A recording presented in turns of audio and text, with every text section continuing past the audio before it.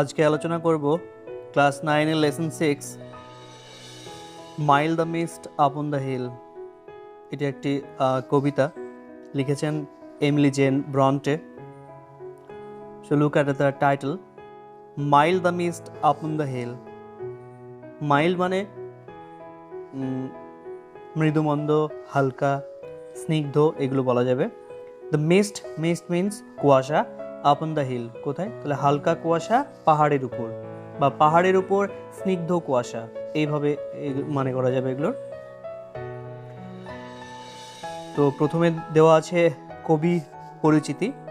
Emily Jane ব্রন্টে, 1818 two 1848, জন্ম 1818 সালে, মৃত্যু 1848 সালে। তো এটা দেখেই বুঝতে পারছো তোমরা যে তিনি বেশি দিন বেঁচে ছিলেন না, মাত্র 30 বছর বয়সে তিনি মারা গিয়েছিলেন। So Emily Jane Bronte was an English poet and novelist. Emily Jane Bronte ছিলেন একজন ইংরেজ কবি এবং ঔপন্যাসিক, best remembered for her only novel Wuthering Heights. তিনি সবচেয়ে বেশি পরিচিত তার একমাত্র উপন্যাস উইদারিং হাইটসের জন্য। উইদারিং হাইটস হচ্ছে তার উপন্যাসের title. Long considered A classic of English literature, এটাকে ইংরেজি সাহিত্যের অন্যতম একটি লেখা হিসেবে ধরা হয়। সো এই ছিল কবি সম্পর্কে, কবি পরিচিতি। তারপরে দেওয়া আছে, দেখো কবিতা সম্পর্কে দেওয়া আছে। ইন দিস পোয়েম, এই কবিতায়, দ্য ব্লু মিস্ট, নীল কুয়াশা, নীলাভ কুয়াশা, that surrounds the distant mountains, যেটা দূরের পর্বতশ্রেণী ঘিরে রেখেছে, আবৃত করে রেখেছে। রিমাইন্ড মানে স্মরণ করা, মনে করানো। রিমাইন্ডস দ্য পোয়েট, কবিকে স্মরণ করিয়ে দেয়, of the happy days of youth, যৌবনের, অ্যান্ড চাইল্ডহুড মানে যৌবনকালের, শৈশবের সুখের দিনগুলি সম্পর্কে মনে করিয়ে দেয়। That she has left behind, যেটা তিনি ছেড়ে এসেছেন, অতিক্রম করে এসেছেন, পার করে এসেছেন। As she describes the landscape, যেমনভাবে তিনি সেই ল্যান্ডস্কেপ বলতে এখানে সেই প্রাকৃতিক দৃশ্যের বর্ণনা দেন কবি। She shifts from the present moment to the past, এখানে শিফটিং আছে, মানে প্রথমে বর্তমানের বর্ণনা, তারপরে হঠাৎ করে অতীতের স্মৃতিচারণা, এইভাবে বর্ণনা আছে। তাই বলা হচ্ছে she shifts from the present moment to the past, বর্তমান থেকে অতীতের দিকে একটা যাত্রা আছে, and then to the present again, এবং আবার বর্তমানের বর্ণনা। এইভাবেই কবিতাটি সাজানো আছে। তো কবিতা সম্পর্কে এইটুকুই বলা আছে। এবার আমরা টেক্সটে চলে যাব সরাসরি।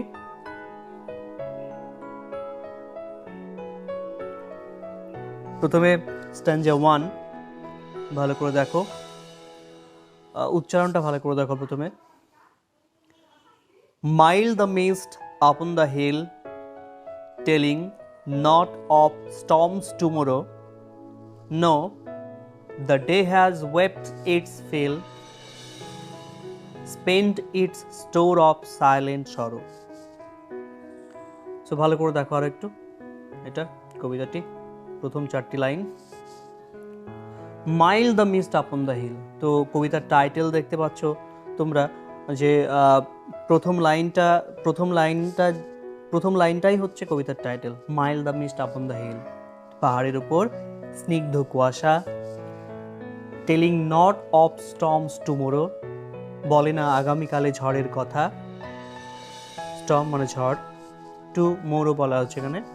তো এটা এইভাবে, টুমোরোটা এইভাবে একটা হাইফেন দিয়ে লেখা আছে, এই জন্যেই দেখো 4th লাইনে দেখো সরো করা আছে। তো ওই মোরো আর সরো এর সঙ্গে ছন্দের মিল করানোর জন্যই এইরকমভাবে লেখানো হয়েছে। কবিরা এরকম করেন, নিজেদের মতো করে সাজিয়ে নেন লেখাগুলোকে। তো সেই কারণেই এটা হয়েছে। Telling not of storms tomorrow, বলে না আগামীকালে ঝড়ের কথা। নো, না। The day has wept its fill, দিনটি সম্পূর্ণরূপে কেঁদেছে। Spend its store of silent sorrow, কান্না করে আমরা যেমন কান্না করি আমাদের দুঃখ পেলে, এবং কান্না করার চোখে জলের সঙ্গে যেন দুঃখগুলো আমরা ধুইয়ে দিই, সেই রকমই এটাও, যে spend its store of silent sorrow, তার নীরব দুঃখ কথা যেটা জমানো ছিল, স্টোর মানে যেটা জমানো ছিল সেটা যেন সে দূর করেছে, সেটা অতিক্রম করেছে সে। তো দেখো ভালো করে আবার কি হলো তবে। Mild the mist upon the hill, কবি হয়তো কোনো মুহূর্তে দিনের কোনো এক মুহূর্তে দাঁড়িয়ে দূর দিগন্তে তাকিয়ে তিনি দেখতে পাচ্ছেন দূর দিগন্তে পাহাড়, যে পর্বতশ্রেণী তাকে আবর্তিত করে আছে একটা হালকা কুয়াশা, সেটাই বলা হচ্ছে। Mild the mist upon the hill, পাহাড়ের উপর হালকা কুয়াশা। Telling not of storms tomorrow, বলে না আগামীকালে ঝড়ের কথা। নো, না। The day has wept its fill, দিনটি সম্পূর্ণরূপে কেঁদেছে। Spend its store of silent sorrow, তার জমানো নীরব দুঃখ কথা সে ভুলিয়েছে কান্নার মাধ্যমে, এটাই বলা হচ্ছে। এখানে যে থার্ড লাইনটা আছে, থার্ড লাইনটা এটা একটু ভালো করে দেখো, এগুলোকে সাহিত্যের অলংকার বলা হয়। No, the day has wept its fill, the day has wept, day has wept বলতে দিনটি কেঁদেছে, তাই বলছে। দিন তো একটা অ্যাবস্ট্রাক্ট আইডিয়া, দিন তো কখনো কাঁদতে পারে না, তো এখানে দিন কেঁদেছে বলা হয়েছে। তো আসলে এই ব্যবহারটাকে বলা হয় personification. Fear the day has been পার্সোনিফাইড here, দিনকে এখানে ব্যক্তিত্ব আরোপ করা হয়েছে। পার্সোনিফাই মানে হচ্ছে ব্যক্তিত্ব আরোপ করা, দিনকে এখানে ব্যক্তি হিসেবে মানুষ রূপে প্রকাশ করা হয়েছে, বর্ণনা করা হয়েছে। সো বোঝা গেল, সেই জন্যই এটাকে বলা হয় পার্সোনিফিকেশন। যাই হোক, আমরা পরবর্তী টেক্সটে চলে যাব। এখানে সুন্দর ছন্দের মিলটাও আছে, দেখে নাও তোমরা ছন্দের মিল। হিল এর সঙ্গে এক লাইন বাদ দিয়ে আছে ফিল, তারপরে হচ্ছে মোরো, তার সঙ্গে সরো। তো এইভাবে ছন্দের মিল আছে এখানে। তাহলে কি হচ্ছে, এক লাইন পর পর ছন্দের মিল। যদি রাইম স্কিম কি বলা হয় তাহলে বলা যেতে পারে এ বি এ বি, এইভাবে পরপর, তারপরে সিডি সিডি, তারপরে ইএফ ইএফ, এইভাবে ছন্দের মিলটা হচ্ছে আর কি এখানে। যাই হোক, আমরা সেকেন্ড স্ট্যান্জায় চলে যাব এবার। O I am gone back to the days of youth, এই যে প্রথমে আমরা পড়লাম যেখানে শিফটিং আছে, শিফট, প্রথমে বর্তমানের বর্ণনা, তারপরে হঠাৎ করে অতীতে ফিরে যাওয়া। প্রথম স্ট্যান্জায় আমরা দেখলাম যে বর্তমানে তিনি কবি যা দেখছেন অনুভব করছেন সেটাই বলা আছে। সেকেন্ড স্ট্যান্জায় এসে আমরা দেখতে পাচ্ছি যে এখানে অতীতের স্মৃতিচারণা হচ্ছে। এখানে কবি বলছেন, O I am gone back to the days of youth, আমি যেন আবার শৈশব, অতীতের যৌবনের যে দিনগুলো ছিল সেখানে আমি ফিরে গেছি, বা শৈশবের দিনগুলিতে ফিরে গেছি আমি। I am a child once more, আমি যেন আবার শিশু হয়ে গেছি, শৈশবে যেমন ছিলাম সেই রকমই যেন হয়ে গেছি। অ্যান্ড নিথ, নিথ, নিথ হচ্ছে নিথ মানে হচ্ছে এখানে নিথ, বিনিথ, বিনিথের সংক্ষিপ্ত রূপ এখানে ব্যবহার করা হয়েছে নিথ, ঠিক আছে, মিনিট মানে আন্ডার, নিচে। And neath my father's sheltering roof, এবং আমার বাবার আশ্রয়দানকারী ছাদের নিচে। অ্যান্ড নিয়ার দ্য ওল্ড হল ডোর, এবং সেই পুরনো হল ঘরের দরজার কাছে। তো এখানে বেশ কিছু জিনিস ব্যবহার করা হয়েছে বা স্মৃতিচারণ করা হয়েছে, সেগুলো হচ্ছে চাইল্ডহুড ডেজ, শৈশবের দিনগুলিতে যে জায়গাগুলো স্মরণীয় ছিল কবির কাছে আসলে, যেমন ফাদার শেল্টারিং রুফ, হ্যাঁ, দ্য ওল্ড হল ডোর, এই জিনিসগুলো কবির কাছে খুব স্মরণীয়, সেই জন্য তিনি এই কথাগুলো এখানে ব্যক্ত করেছেন, বলেছেন। তো অতীতের কথা কবির মনে পড়ছে। তারপরে আমরা থার্ড স্ট্যান্ডায় চলে যাব। I watch this cloud evening fall, আমি দেখছি বা আমি দেখি মেঘাচ্ছন্ন সন্ধে নামা, after a day of rain, একদিনের বৃষ্টির পর বা বর্ষণমুখর দিনান্তে, ব্লু মিস্টস, নীল কুয়াশা, সুইট মিস্টস, মিষ্টি কুয়াশা অফ সামার ফল, গ্রীষ্মের সেই ঘন নীলাভ কুয়াশা, মিষ্টি কুয়াশা, দ্য হরাইজনস মাউন্টেন চেন, যেটা দূরদিগন্তের সেই পর্বতশ্রেণীকে আবৃত করে রেখেছে। তাহলে এখানে দেখছি আবার শিফট, এখানে আবার শিফট হচ্ছে বর্তমানে, প্রেজেন্টে শিফট হচ্ছে। তো ফার্স্ট স্ট্যান্ডায় দেখলাম আমরা প্রেজেন্ট, সেকেন্ড স্ট্যান্ডায় পাস্ট, আবার থার্ড স্ট্যান্ডায়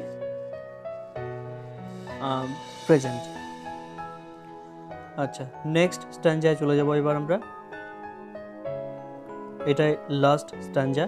দেখো, the damp stands in the long green glass, as thick as morning's tears, and dreamy scents of fragrance pass that breathe of other ears. The damp stands in the long green grass, তাহলে লম্বা সবুজ ঘাসে কুয়াশা জমে আছে, সেটাকে the damp বলা হচ্ছে। The damp stands in the long green glass, as thick as morning's tears, সেটা ঘন, কেমন ঘন? মর্নিংস টিয়ার্স বলা হচ্ছে, মানে সকালের অশ্রু বলা হচ্ছে। আসলে আমরা সার্বিক যখন আলোচনা করব তখন আলোচনা করবই যে এখানে মর্নিং টিয়ার মানে অশ্রু জল, ঠিক আছে? তো এখানে কুয়াশাকে অশ্রুবিন্দুর সঙ্গে তুলনা করা হচ্ছে। আসলে আমরা কবিতায় দেখতেই পেলাম বা পড়ছি, দেখছি যে আসলে অতীতের স্মৃতিচারণ করছেন কবির আসলে মন খারাপ। তো মন যদি ভালো থাকে তাহলে সেই শিশির বিন্দুকেই মুক্তোর দানা মনে হবে, কিন্তু কবির মন খারাপ, তাই এই শিশির বিন্দুকে অশ্রু জল মনে হচ্ছে। আসলে এগুলো কিছুই না, স্টেট অফ মাইন্ড এগুলো। হ্যাঁ, it depends upon our mind. তো সেই জন্যেই কোন জিনিসটা কিভাবে কখন বর্ণনা হবে আমাদের মনের উপরেই নির্ভর করে, আমাদের মানসিক অবস্থা কেমন সেই তার উপরেই নির্ভর করে। তো সেটা এখানে, তো as thick as mornings tears, এখানে এটাকে পার্সোনিফিকেশন, এই মর্নিংস টিয়ার্সকে আমরা পার্সোনিফিকেশনে বলতে পারি, কারণ এখানে মর্নিং সেই শিশির বিন্দুকে এখানে অশ্রু জল বলা হয়েছে, এখানেও ব্যক্তিত্ব আরোপ করা হয়েছে। তো যাই হোক, তারপরে লাইনগুলো দেখো। And dreamy scents of fragrance, fragrance বলতে সুগন্ধ, সুবাস। And dreamy scents of fragrance pass, এবং সেই স্বপ্নময় সুবাস প্রবাহিত হয় বা আসে, that breath of other years, সেই সুগন্ধ মনে করিয়ে দেয়, স্মরণ করিয়ে দেয়, বা সেই আদার ইয়ার্স, এখানে আদার ইয়ার্স বলতে সেই ইউথ ডেজ, চাইল্ডহুড ডেজ, সেই দিনগুলোর কথা এখানে বলা হচ্ছে।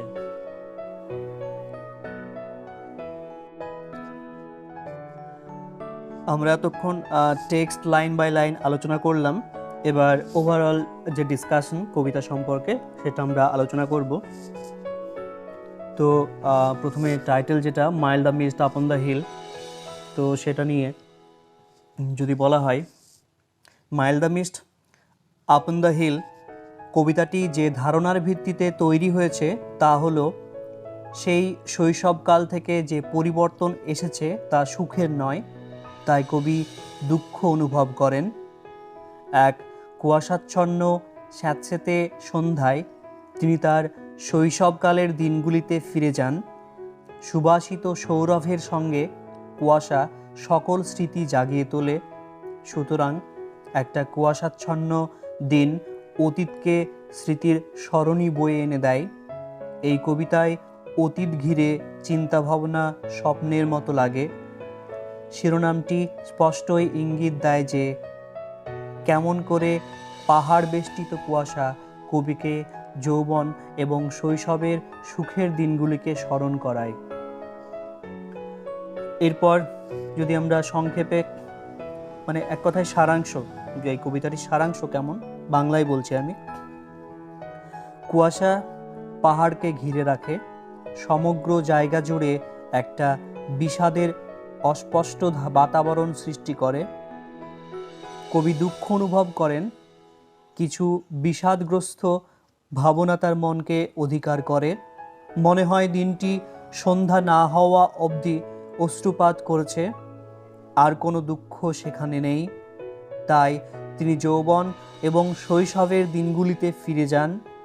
পিতার তত্ত্বাবধানে তিনি তার যৌবনে নিরাপদ জীবনযাপন করতেন। শৈশবে প্রাচীন হলঘরের দরজার কাছে তিনি দাঁড়িয়ে থাকতেন। এখন তিনি দূর দিগন্তে পাহাড়ের মাথায় নীল কুয়াশাকে প্রত্যক্ষ করেন। তারপর মেঘাচ্ছন্ন সন্ধ্যা নেমে আসে। লম্বা সবুজ ঘাসের মধ্যে থেকে স্যাঁতসেঁতে গন্ধ নির্গত হয়।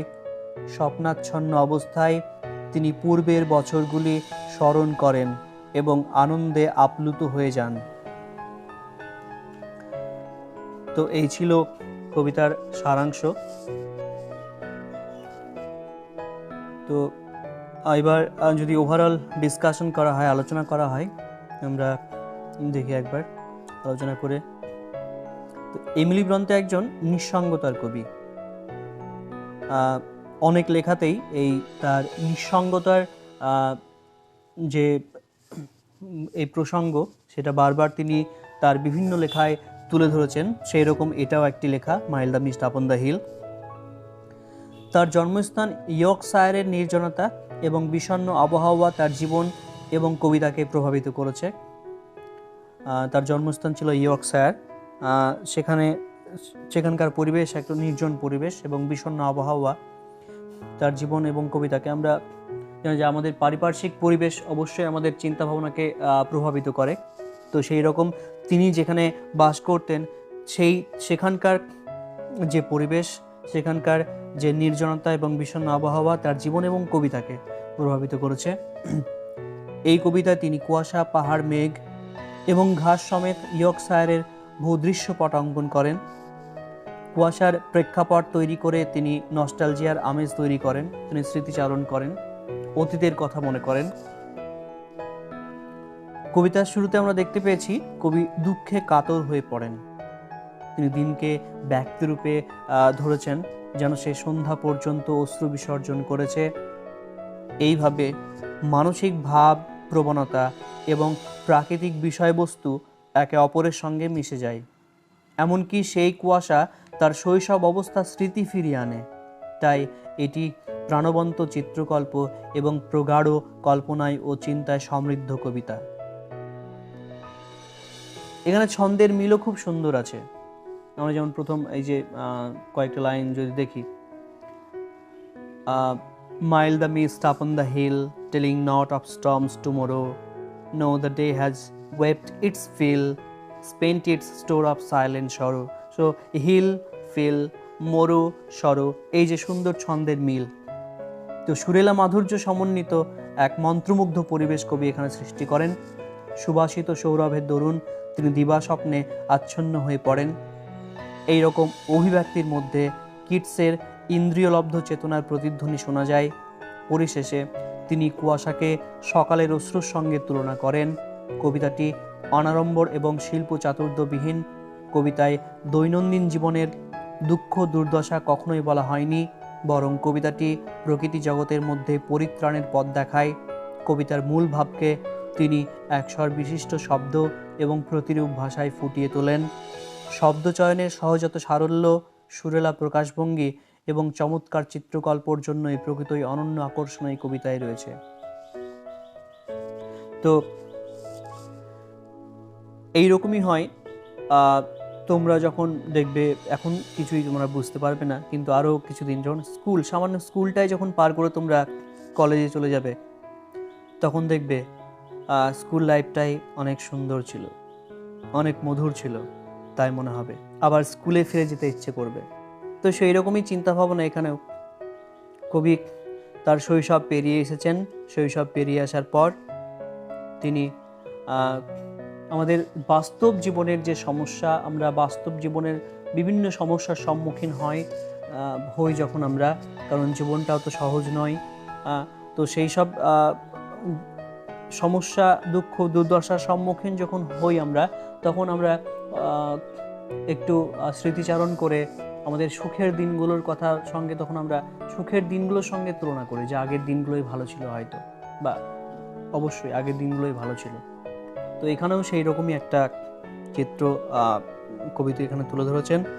কবিও তার শৈশবের দিনগুলিতে ফিরে যেতে চাইছেন। সেই দিনগুলোই তার কাছে অনেক সুখের ছিল, অনেক মধুর ছিল। তো এই হচ্ছে আমাদের আজকের কবিতা।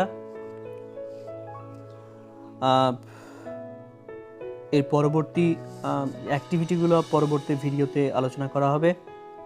এই ভিডিওতে শুধু টেক্সট নিয়ে আলোচনা করা হলো।